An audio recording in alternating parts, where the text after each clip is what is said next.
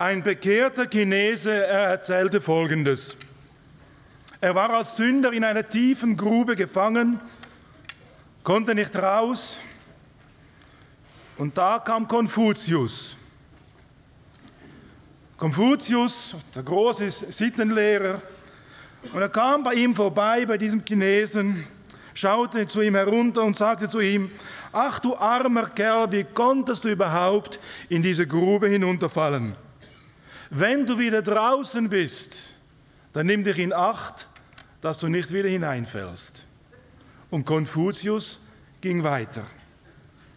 Da kam Buddha, und auch Buddha schaute zu ihm herunter, voller Mitleid, und sagte zu ihm: Wenn du dich zur Hälfte rausarbeiten kannst, dann werde ich dir helfen, damit du ganz rauskommst. Und auch Buddha ging weiter. Und noch immer war er gefangen in dieser Grube der Gefangenheit. Und endlich kommt Jesus. Und Herr Jesus, er steigt zu mir in die Grube hinunter. Und Herr Jesus hat mich herausgehoben.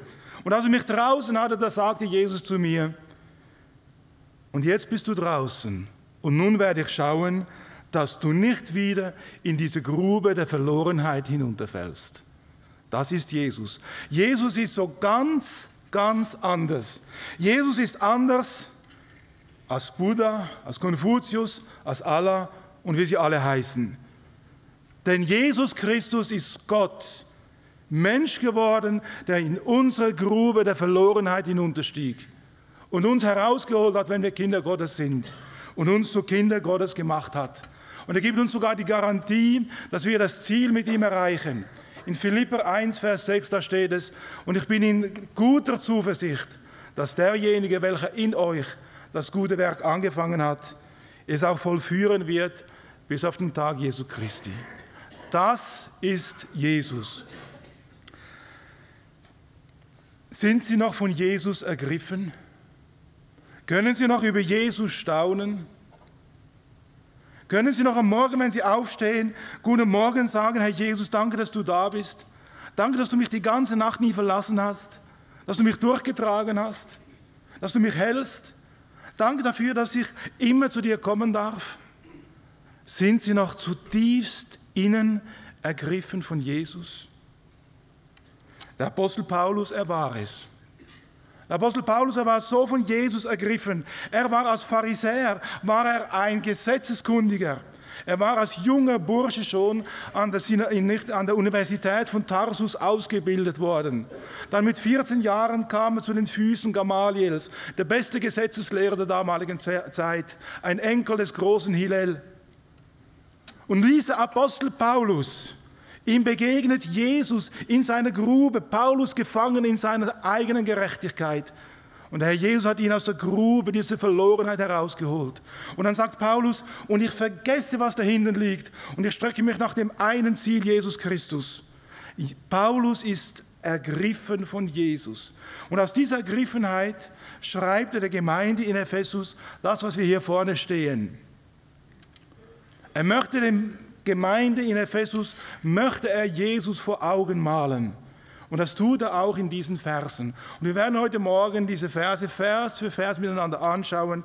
Und es ist mein Gebet und mein Wunsch, dass sie innerlich ganz neu ergriffen werden von der Person, dem Wesen und Werk Jesu Christi. Paulus hatte nur noch einen Wunsch. Er möchte jeden einzelnen Gläubigen immer wieder neu vor Jesus hinstellen, damit die Menschen staunen über das, was Jesus getan hat. Staunen über die Person Jesu Christi. Staunen über die Liebe des Herrn Jesus. Und ich hoffe, dass es mir heute Morgen ein wenig gelingt, sie wieder ganz neu zu diesem Staunen heranzuführen. Paulus sagt dann in 1. Korinther 2, Vers 2, sagt er: Ich habe mir vorgenommen, unter euch nichts anderes zu wissen, als nur Jesus Christus allein und ihn als gekreuzigt. Noch einmal: Bist du von Jesus ergriffen? Paulus war es, weil er wusste, wie er gefangen gewesen war in dieser Grube der Sünde, in dieser Grube der Selbstgerechtigkeit, in der Grube der eigenen Werke. Er war von Jesus begeistert, weil er wusste, dass er ihm die Schuld vergeben hat. dass er ihm eine Hoffnung schenkte, eine Zukunft. Und deswegen schreibt auch Paulus gerade der Gemeinde in Ephesus diese Verse hier. Und wir wollen miteinander diese Verse Vers für Vers anschauen. Zuerst sagt er in Vers 3, er hat uns gesegnet mit jeder geistlichen Segnung in der Himmelswelt. Also wenn du ein Kind Gottes bist, was hast du dann? Das heißt, wenn du Jesus in dein Leben aufgenommen hast, wenn du weißt, eines Tages durfte ich mich zu Jesus Christus bekehren, eines Tages habe ich mein Leben dem Herrn Jesus übergeben. Vielleicht weißt du nicht mehr die Stunde, vielleicht weißt du auch nicht mehr die Zeit, aber du weißt, Jesus wohnt in deinem Herzen. Dann sagt Paulus, und er schreibt hier an die Epheser, das heißt an Gläubige in Ephesus. Er schreibt, er hat euch gesegnet mit jeder geistlichen Segnung in der Himmelswelt. Wenn du ein Kind Gottes bist, was bedeutet denn das für dich? Gesegnet mit jeder geistlichen Segnung in der Himmelswelt. Ich höre so viel.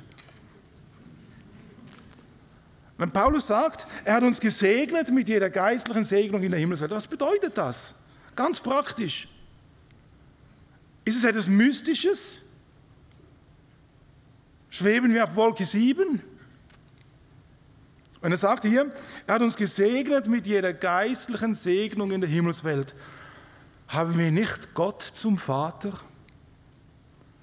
Der lebendige Gott, der Schöpfer Himmels und der Erde, er ist mein Papa. Gibt es etwas Schöneres? In Römer 8,15 sagt Paulus, dass wir sagen dürfen, Abba, lieber Vater. Abba ist das Wort für Papa in Hebräisch. Gott ist mein Vater, wenn ich ein Kind Gottes bin, wenn Jesus in meinem Leben wohnt, dann ist der Schöpfer Himmel und Erde ist mein Vater. Gibt es uns nicht eine Würde, können wir nicht aufrechten Hauptes durch diese Welt gehen? Er hat uns gesegnet mit jeder Segnung in der Himmelswelt. Aber wir haben noch viel mehr. Was haben wir in der Himmelswelt auch? Haben wir nicht Jesus Christus zu den Rechten des Vaters, der für dich und für mich eintritt? Jeden Tag, immer vorzu. Wenn der Samuel auf die Nase fällt, wenn er missbaut, wenn er in Sünde fällt, wisst ihr, wer dann dasteht? Auf der einen Seite ist der Teufel, auf der anderen Seite der Herr Jesus. Der Teufel klagt an, schauen wir mal, der Mist, wie der Samuel gebaut hat. Auf der anderen Seite der Herr Jesus, schauen wir mal, ich habe bezahlt mit meinem eigenen Blut. Paulus sagt hier, er hat uns gesegnet mit jeder geistlichen Segnung in der Himmelswelt. Wir haben Gott zum Vater. Wir haben Jesus, der für mich eintritt, der für dich eintritt. Wir haben einen Fürsprecher. Gibt es etwas Schöneres? Aber wir haben noch viel mehr in der Himmelswelt. Ich kann mich gut erinnern, oder besser gesagt, teilweise wurde es mir auch erzählt, als Kind bin ich 3-mal fast ertrunken.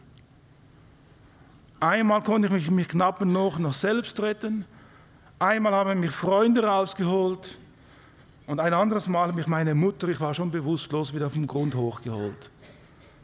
Warum sage ich das? Paulus sagt, er hat uns gesegnet mit jeder geistlichen Segnung in der Himmelswelt. In Hebräer 1,14 da steht, die Engel sind dienstbare Geister zum Dienste bestellt für die, die das Heil ererben sollen. In der Himmelswelt, du bist umgeben von Engeln, wenn du ein Kind Gottes bist. Und sie helfen mit, damit du das Ziel erreichst. Ich weiß noch gut, ich wollte als Jugendlicher über die Straße laufen. Irgendjemand hielt mich zurück. Ein Auto kam angebraust, 2 Zentimeter, und ich wäre wahrscheinlich heute Abend nicht hier, also heute Nachmittag nicht hier. Engel sind dienstbare Geister, und Paulus sagt es so mit einfachen Worten, gesegnet mit jeder geistlichen Segnung in der Himmelswelt. Aber wir haben noch viel mehr. In der Himmelswelt, ja, wer wartet da? Als ich meine Mama beerdigt habe, vor noch nicht allzu langer Zeit, wir durften auf Wiedersehen sagen. Tschüss, wir sehen uns wieder. Als wir uns noch verabschiedet haben, sie war nicht mehr so gut bei Kräften, das Herz war nicht mehr so gut beieinander, der Puls war zu tief. Ich habe sie gefragt, willst du noch zum Arzt gehen? Nee, ich gehe nicht mehr zum Arzt. Sie wusste, wohin sie geht. Und deswegen all die, die mit dieser Hoffnung in Jesus sterben, die ihr Leben dem Herrn Jesus gegeben haben, die wissen, das Beste kommt noch. Ich freue mich echt. Meine Schwiegermutter ist gegangen. Mein Papa, meine Mama. Und sie sind gegangen in der Hoffnung auf das, was Jesus getan hat am Kreuz von Golgatha. Und deswegen kann Paulus hier sagen, er hat uns gesegnet mit jeder geistlichen Segnung in der Himmelswelt. Wer kann das? Nur wir Christen. Und deswegen, liebe Leute, geht nicht so mit einem sauren Gesicht durch das Leben. Geht aufrecht durch das Leben. Und auch wenn wir verleumdet werden, wenn die Medien etwas sagen, Paulus sagt, dann freut euch darüber. Wisst ihr, wie es unseren Christen geht in Syrien? Die haben den Kopf ab. Und bei uns schimpfen sie, wenn wir etwas weitergeben. Gesegnet mit jeder geistlichen Segnung in der Himmelswelt. Da kommt Paulus zum nächsten und er sagt dann da, er sagt, wer uns in ihm auserwählt hat. Die Betonung ist auf was? Um was geht es im Epheserbrief? Gerade im ersten Kapitel auch.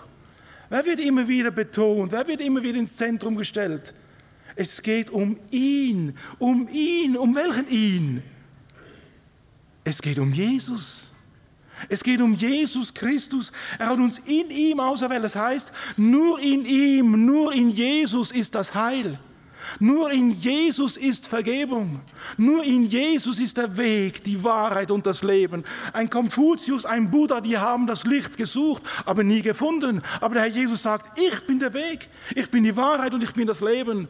Ich bin vom Vater gekommen, ich gehe wieder zu ihm. Der Herr Jesus hat gesagt, ich bereite euch eine Stätte und ich werde euch zu mir holen, auf dass ihr seid, wo ich bin. In ihm auserwählt. Das heißt, nur in Jesus ist das Heil. Du kannst suchen, wo du willst. Du kannst auf Knien nach Rom rutschen. Es erlöst dich nicht. Nur in Jesus Christus ist Vergebung. Nur in ihm gibt es Erlösung deiner Schuld. Der Fredi hat es gelesen, Apostelgeschichte 4, Vers 12, da steht, und es ist in keinem anderen das Heil.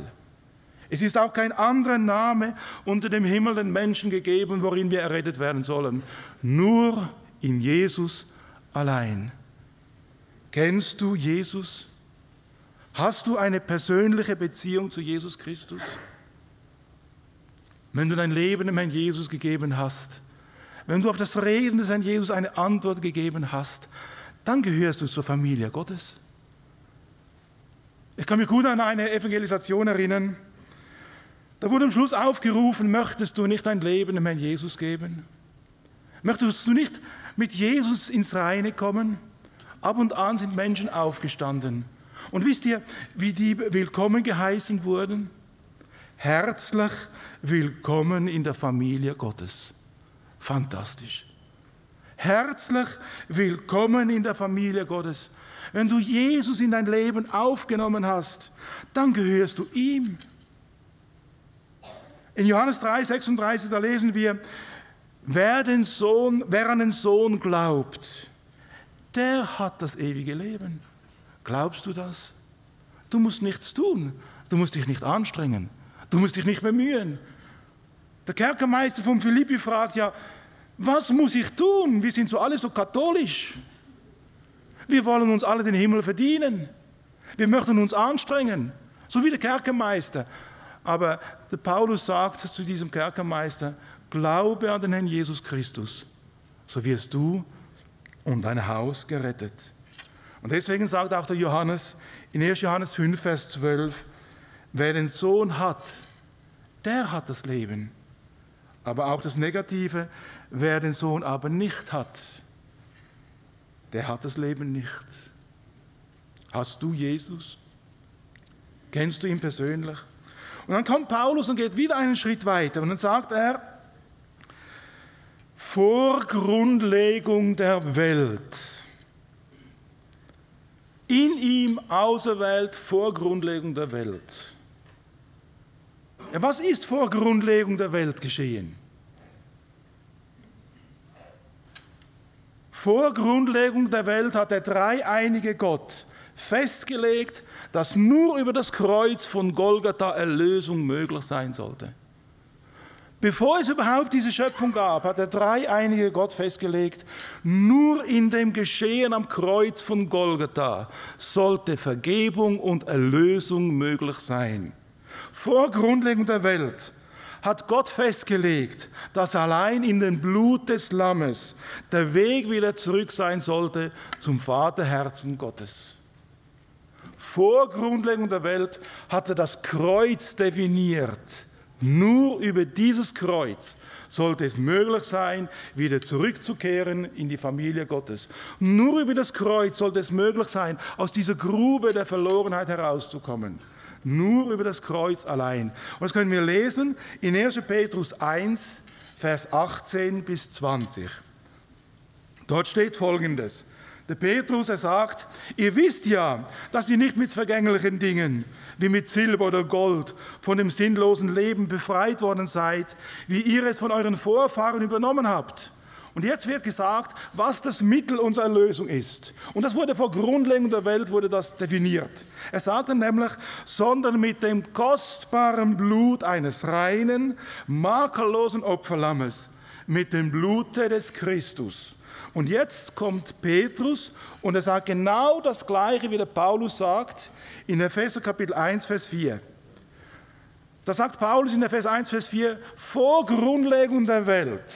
Und nun kommt der Petrus und sagt in 1. Petrus 1, Vers 20, denn schon vor der Erschaffung der Welt ist er, das heißt Jesus, zum Opfer ausgesucht worden. Das heißt, vor Grundlegung der Welt wurde das Kreuz definiert, wurde gesagt, nur über das Kreuz von Golgatha sollte es Erlösung geben.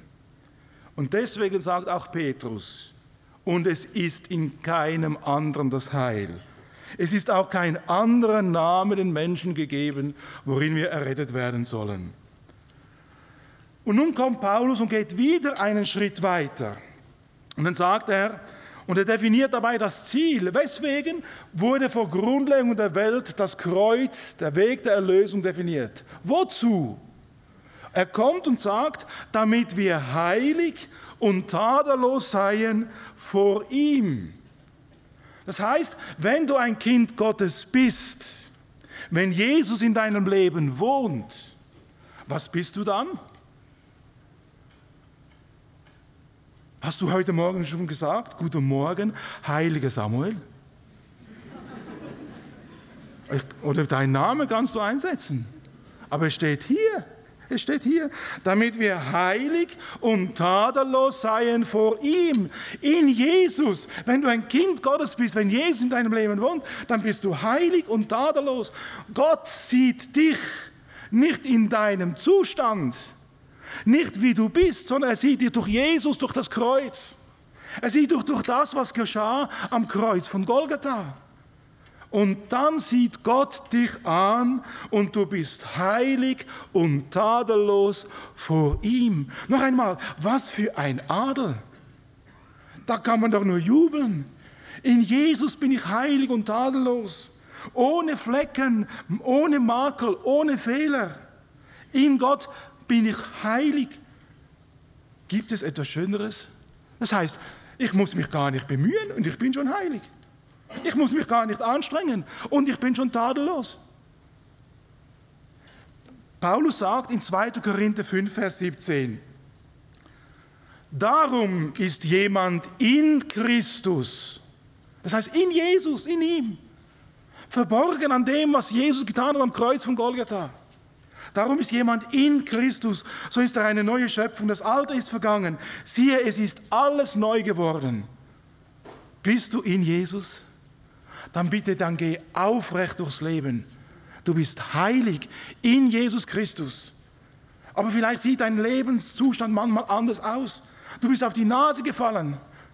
Aber wisst ihr, was dann ein echter Christ macht? Ein echter Christ, zutiefst in seinem Herzen schämt er sich. Er weiß, ich habe einen Fehler gemacht. Ich weiß, ich habe den Herrn Jesus habe ich wieder mit meinen Sünden geschlagen. Dann kehrt er um.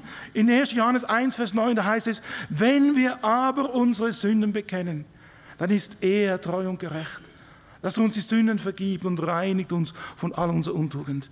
Wir können 100-mal auf die Nase fallen, das ist kein Problem, wenn wir wieder aufstehen und zum Herrn Jesus zurückkehren. Der Herr Jesus, in ihm bist du heilig und tadellos. In ihm. Und deswegen birg dich jeden Tag in ihm. Wenn du morgen aufstehst, Herr Jesus, danke dafür, dass ich mich bergen darf bei dir. Danke dafür, dass dein teures Blut mich gereinigt hat.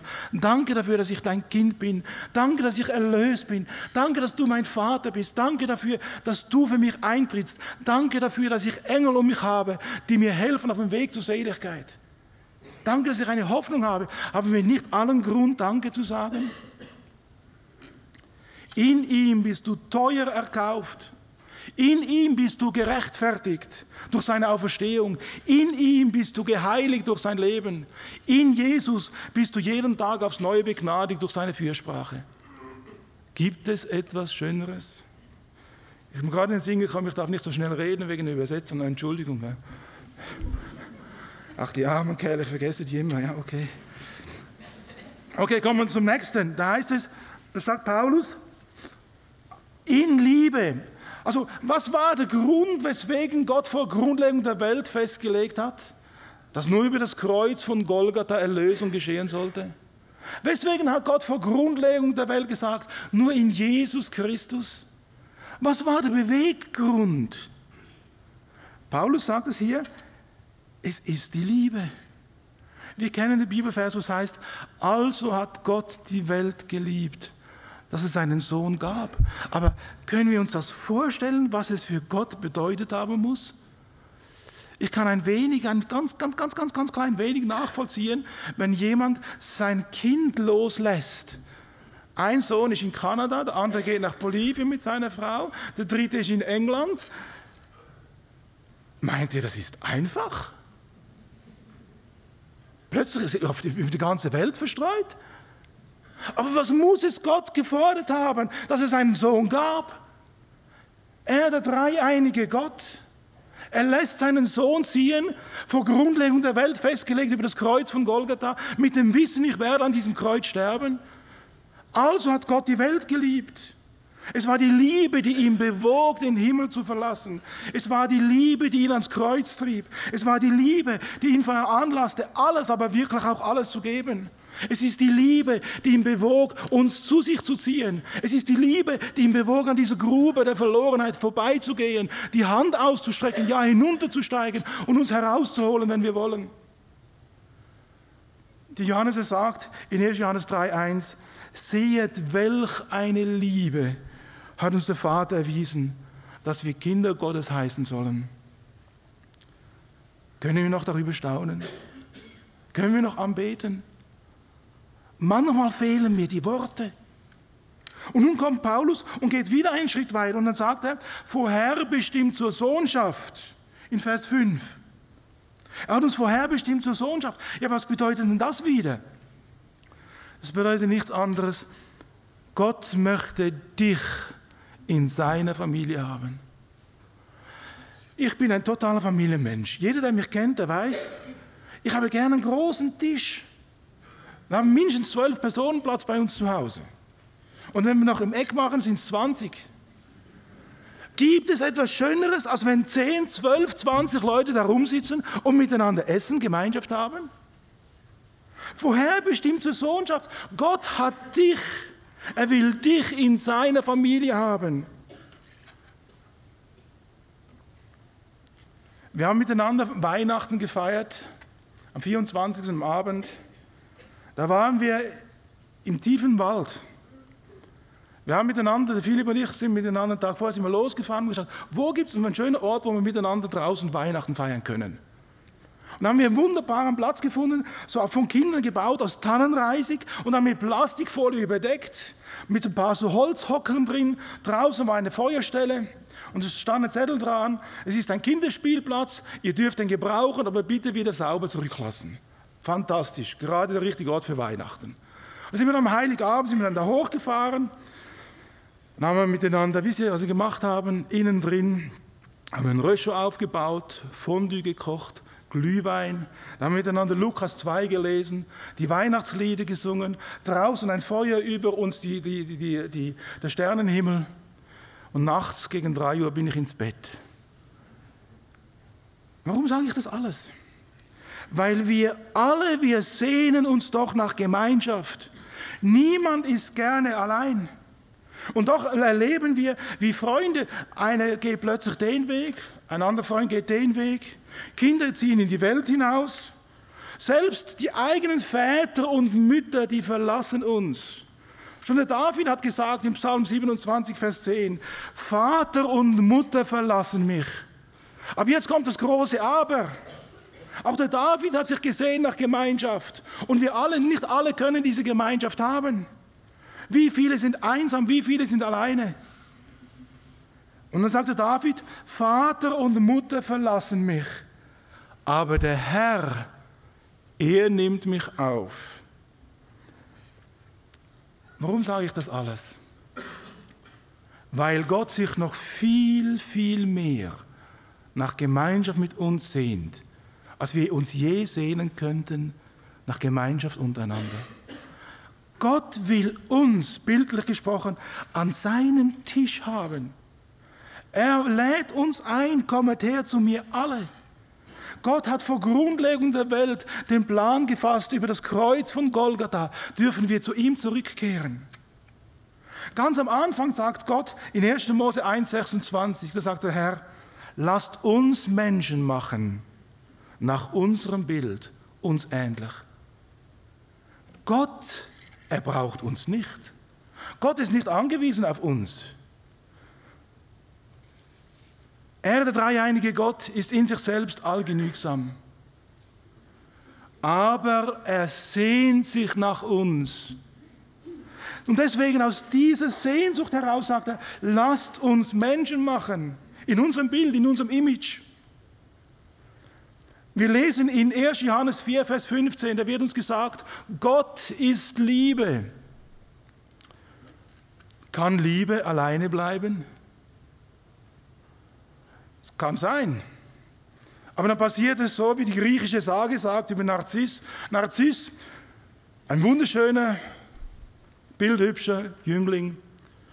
Als ich eines Tages gesehen, in einem wunderschönen See hat er sich gesehen, sein eigenes Spiegelbild. Da war er so verliebt in dieses Spiegelbild. Jeden Tag ist er zum See. Super sieht er aus. Der gefällt mir. Hat sich verliebt in sich selbst und schlussendlich ist er im eigenen Spiegelbild ersoffen. So sagt es die griechische Sage. Das ist nicht die Liebe, die Gott hat. Gottes Liebe will sich mitteilen. Gottes Liebe will dich an seinen Tisch haben. Und so schafft Gott den Menschen aus freien Stücken. Und er lädt uns ein an seinen Tisch. Sobald Liebe erzwungen wird, was entsteht? Ich kann mich gut erinnern, damals, als ich meine Angebetete, sie war 17, ich war 19, als ich sie gefragt habe, du könntest dir eventuell unter gewissen Umständen dir vorstellen, meine Frau zu werden. Ich kann dir zwar nichts bieten, ich werde wahrscheinlich in die Mission gehen, vielleicht gehen wir nach China, ich weiß es nicht. Und auch in Zukunft, ich kann dir nichts bieten. Aber könntest du dir unter gewissen Umständen eventuell vorstellen, meine Frau zu werden? Und wisst ihr, was sie dann gesagt hat? Aus freien Stücken. Ja, das könnte sie sich vorstellen. Freiwillig, Liebe ist immer freiwillig. Ich kann meine Frau nicht zwingen, sie zu lieben. Wenn ich das tue, was entsteht daraus? Es entsteht immer Hass. Da, wo Druck ist, da entsteht Hass, Ablehnung und Verachtung. Und deswegen, Gott liebt, Gott schafft den Menschen, Gott schafft einen Ausweg und er lädt uns ein, komm an meinen Tisch. Aber er wartet auf uns, er wartet auf unsere Antwort. Gott hat den Menschen geschaffen. Die Familie Gottes war im Garten Eden, war zusammen, perfekt, harmonisch, ohne irgendetwas. Bis die Sünde kam und diese Familie wurde auseinandergerissen. Aber Gott hat vor Grundlegung der Welt schon festgelegt, weil er das gewusst hat, Weil er gewusst hat, die Liebe kann sich auch anders entscheiden. Die Liebe kann abgelehnt werden. Und deswegen schafft Gott vor Grundlegung der Welt, schafft er den Ausweg über das Kreuz von Golgatha und sagt, über das Kreuz von Golgatha kann der Mensch wieder zurückkommen. Über das Kreuz von Golgatha, ich sage es mal so, es ist die zweite Chance. Über das Kreuz von Golgatha können wir zurückkehren ans Vaterherz Gottes. Über das Kreuz von Golgatha können wir wieder sagen, Abba, lieber Vater. Und Gott sehnt sich nach uns. Er möchte uns in seine Arme nehmen. Gott selber sagt durch Jesus Christus, kommet her zu mir alle, die ihr mühselig und beladen seid. Und dann geht Paulus wieder einen Schritt weiter und sagt, und das ist alles für sich selbst. Noch einmal, Gott hat uns nicht nötig. Er braucht uns nicht. Aber er sehnt sich nach uns. Wir kennen die Geschichte des verlorenen Sohnes. Wie dieser verlorene Sohn in die Welt hinauszieht, wie er sein ganzes Vermögen verprasst auf sündigen Wegen. Und wie er dann merkt, bei den Schweinen und ein Jude bei den Schweinen, das sind zwei Dinge, die nicht gehen. Und er wollte das Futter futtern von den Schweinen. Es wurde ihm verwehrt. Und er ist mit der Zeit abgemagert, seine Haare waren zerfranst, ungewaschen, gestunken, die Fingernägel abgebrochen und so weiter und so fort. Und dann merkt er, was habe ich alles gehabt bei meinem Papa? Was habe ich gehabt bei meinem Vater? Und dann macht er sich auf den Weg. Und wisst ihr, was es dann heißt? In Lukas 15, Vers 20, wie der Papa jeden Tag stand er da und hat gewartet, wann kommt mein Sohn heim? Wann kommt mein Sohn heim? Ich weiß von Eltern, die sind auf den Platzspitz gegangen und haben ihre Kinder gesucht. Wann kommt er heim? Wann? Und dann heißt es, Lukas 15, 20, da sieht ihn sein Vater kommen und das Mitleid ergriff ihn. Und das geht mir durch Mark und Bein, wenn ich dann da lese. Und er lief ihm entgegen, fällt ihm um den Hals und überhäuft ihn mit Küssen. Das ist kein Vorwurf, du stinkst ja, wie sehen deine Kleider aus? Nee, herzlich willkommen, schön, dass du wieder zu Hause bist. Und er setzt ihn ein in Amt und Ehre. Ring heißt Autorität. Ein Fest, die Familie ist wieder zusammen, wunderbar. Und so sehnt sich Gott nach dir. Wann kehrst du endlich heim? Wann kehrst du heim? Gott wartet auf dich. Und dann kommt Paulus zum Nächsten. Und dann sagt er in Vers 5b, das ist alles nach dem Wohlgefallen seines Willens. Also jetzt kommt Paulus und er tönt auch die juristische Seite an. Denn wie kann es sein, hier ein heiliger Gott und hier eine verlorene Menschheit gefangen in der Grube der Sünde? Wie kann es sein, dass sie zusammenkommen? Und nun sagt Paulus, dieser Plan der Erlösung von Gott vor Grundlegung der Welt über das Kreuz von Golgatha deckt auch alle juristischen Seiten völlig ab. Nämlich dieser Plan der Erlösung von Gott ausgedacht. Paulus sagt es so, es ist nach dem Wohlgefallen seines Willens.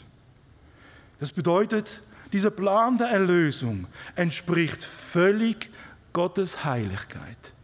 Dieser Plan der Erlösung entspricht völlig Gottes Gerechtigkeit. Und dieser Plan der Erlösung über das Kreuz von Golgatha ist der Ausdruck tiefster Liebe. In 1. Timotheus 2, Vers 4 heißt es, denn Gott will, dass alle Menschen errettet werden und zur Erkenntnis der Wahrheit kommen. Er meint dich. Er will dich in seiner Familie haben, an seinem Tisch. Und nun kommt Paulus und kommt zum Letzten und dann sagt er im Vers 6, und das ist zum Preise der Herrlichkeit seiner Gnade. Also der Weg der Erlösung von Gott vor Grundlegung der Welt festgelegt, über das Kreuz von Golgatha. Es ist der Ausdruck der größten Herrlichkeit. Weil der Himmel, er wird eines Tages voll Hurer sein, voll Ehebrecher, voll Mörder, Meineidige, die unter dem Kreuz von Golgatha zusammengebrochen sind. Wo gibt es so etwas? Jede Religion sagt, du musst. Streng dich an, mühe dich ab. Schau, dass du nicht mehr reinfällst. Und der Herr Jesus sagt, glaube an Jesus Christus, so wirst du und dein Haus gerettet. Deswegen kann Paulus sagen, dieser Weg der Erlösung vor Gott, vor Grundlegung der Welt, über das Kreuz von Golgatha, der Jesus heißt, Es ist zum Preise seiner herrlichen Gnade. Und weil es so ist, haben schon die alttestamentlichen Propheten gesagt, in Micha 7, Vers 18, da sagt der Micha, wer ist ein Gott wie du, der die Sünden vergibt und im Überrest seines Erbteils die Übertretungen erlässt, der seinen Zorn nicht alle Zeit festhält, sondern Lust hat an Gnade. Wo ist ein Gott, wie du es bist? Wo ist ein Gott, der Jesus heißt? Wo ist ein Gott, der vor Grundlegung der Welt den Weg der Erlösung festgelegt hat? Und wo ist ein Gott, der einen jeden herzlich empfangen nimmt? Noch einmal, Gott interessiert nicht deine Vergangenheit. Gott interessiert nicht, was du getan hast, wer du bist. Gott interessiert nur, kommst du zum Herrn Jesus am Kreuz? Sagst du Ja zu diesem Weg der Erlösung? Und wenn du Ja sagst, dann bist du herzlich willkommen in der Familie Gottes. Und nun möchte ich eine Frage stellen. Haben wir ein wenig gestaunt über Jesus? Ein ganz klein wenig. Über den Gott, der vor Grundlegung der Welt den Plan der Erlösung festgelegt hat, der seinen Sohn schickt, der ihn gehen lässt, 33 Jahre auf dieser Erde. Ich verstehe immer mehr, weswegen der Herr Jesus so viel gebetet hat. Er wollte bei seinem Papa sein. Das ist unglaublich. Wir wissen, wir haben einen Vater im Himmel, wir haben einen Fürsprecher, wir haben eine Hoffnung. Ich weiß, woher ich komme, ich weiß, wer ich bin und ich weiß, wo ich hingehe. Und ich weiß, ich werde euch alle wiedersehen, wenn ich jetzt einen Herzinfarkt habe. Ich sehe euch wieder, wenn ihr Kinder Gottes seid. Gibt es etwas Besseres? Aber was tun wir mit diesem Wissen? Weiß das dein Nachbar auch? Nicht anonym, sondern gehst du und lädst du ein, um zu Jesus zu kommen? Ich sage es mal etwas ganz profan. Hast du schon mit deinem Nachbar ein Bier getrunken und über Jesus gesprochen? Oder ein Glas Wein? Oder ein Schaschlik? Oder ein Kebab? Im Deutsch heißt es Döner. Ja? Hast du das schon? Wir haben bei uns im Missionswerk miteinander so wie Möglichkeiten, verschiedenste Möglichkeiten, die Menschen einzuladen. Die Gratis-CD oder die CD, die wir haben zu Weihnachten oder auch das Gratis-Buch. Wir bekommen immer wieder auch Rückmeldungen, dass Menschen sich bekehrt haben. Zum Beispiel hier am Schluss von diesem Gratis-Buch hier haben wir so einen Antwortschein. Und wir haben vor einigen Wochen einen Antwortschein bekommen. Da schreibt eine 50-jährige Türkin: Ich habe mein Leben dem Herrn Jesus gegeben. Weiß dein Kebab-Händler, dass du Jesus kennst? Hast du ihm schon einmal, nachdem du den Kebab bezahlt hast, dieses Gratisbuch gegeben? Hast du ihn eingeladen? Betest du für deinen Nachbarn? Als ich jetzt in Ungarn war, letzten Dezember, da waren wir auch eingeladen, um das Wort Gottes weiterzugeben. Und da kommt ein Roma-Pastor, das heißt ein Zigeunerpastor, kommt auf mich zu und er sagt mir, zuerst gibt er ein Zeugnis und sagt, weißt du, in dem Ort, wo ich wohne, ist ein Roma-Dorf. Da bin ich Pastor. Und daneben gibt es nochmal ein Roma-Dorf. Und dieses Roma-Dorf hat mich eingeladen, um das Evangelium dort zu verkündigen. Und das ganze Roma-Dorf weiß nichts von Jesus. Das ist nicht irgendwie Afrika, es ist nicht Asien, es ist Europa. Ein ganzes Dorf weiß nichts von Jesus.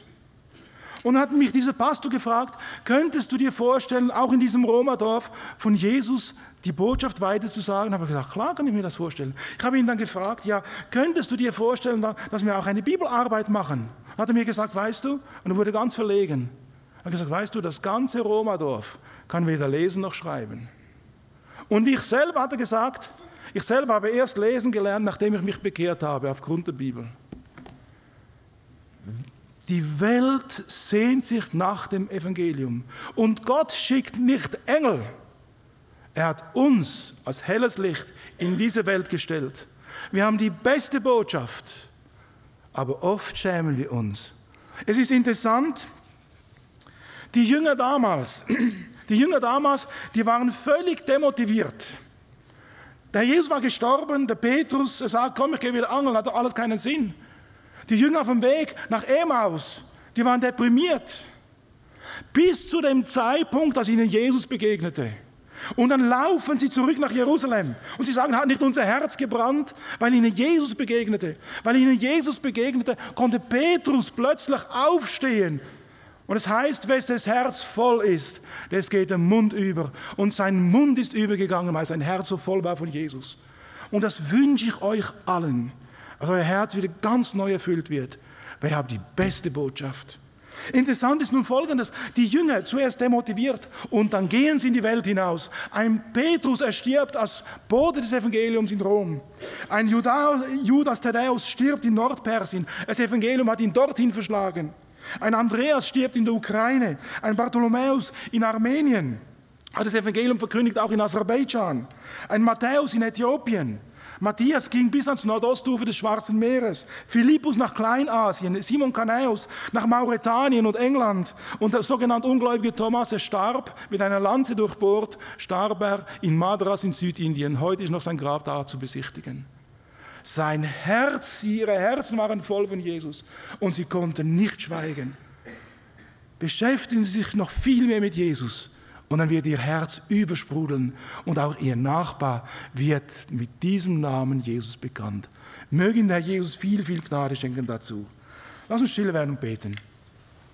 Herr Jesus, danke dafür. Wir haben die beste Botschaft. Wir haben dich. Wir haben die Erlösung. Wir dürfen wissen, dass unsere Schuld vergeben ist. Wir dürfen vor dir heilig und gerecht sein. Wir haben eine Hoffnung bei dir in der Herrlichkeit. Und Herr Jesus, danke aus tiefstem Herzen für all das und schenke, Jesus, dass wir nicht schweigen können, sondern dass wir auch unseren Nachbarn sagen, dass Jesus sie liebt. Danke dafür, Herr Jesus. Amen.